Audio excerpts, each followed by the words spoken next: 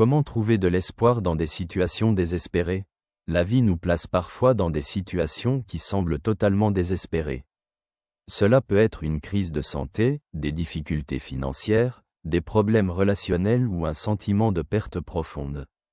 Dans de tels moments, il est facile de perdre espoir, mais la Bible montre que l'espoir en Dieu est plus fort que n'importe quelle adversité, et ses plans conduisent toujours au bien. Jérémie, bien que entouré de destruction et de désespoir, écrivait « Bien que le Seigneur inflige de la souffrance, il a compassion selon la plénitude de son amour.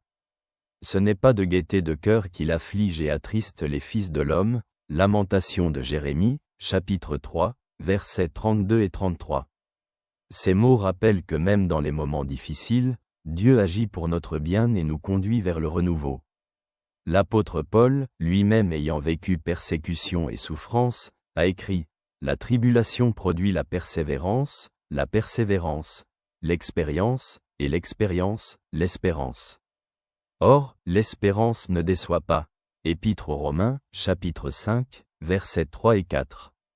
L'espoir que donne Dieu est inébranlable, car il repose sur son amour fidèle. La psychologie montre que l'espoir est un facteur clé pour faire face aux difficultés.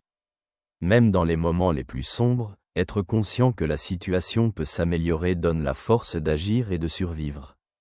Comment trouver de l'espoir dans des situations désespérées?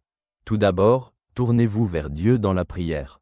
Dans l'Épître aux Philippiens, Paul encourage « Je puis tout par celui qui me fortifie » Épître aux Philippiens, chapitre 4, verset 13. La prière nous donne de la force et nous rappelle que Dieu est notre soutien. Deuxièmement, appuyez-vous sur les promesses de Dieu. Dans le livre d'Ésaïe, Dieu dit « Ne crains rien, car je suis avec toi, ne promène pas des regards inquiets, car je suis ton Dieu. Je te fortifie et je viens à ton secours, je te soutiens de ma droite triomphante. » Livre d'Ésaïe, chapitre 41, verset 10. Ces promesses sont infaillibles. Troisièmement, partagez vos inquiétudes avec les autres. Dans l'Épître aux Galates, Paul écrit « Portez les fardeaux les uns des autres, et vous accomplirez ainsi la loi de Christ. » Épître aux Galates, chapitre 6, verset 2. Parler avec des proches ou une communauté peut apporter réconfort et nouvelles perspectives sur la situation. Quatrièmement, rappelez-vous les actions de Dieu dans le passé. Dans les psaumes, il est écrit « Je me souviens des œuvres de l'Éternel, oui, je me souviens de tes merveilles d'autrefois. » Livre des psaumes, psaume 77, verset 12.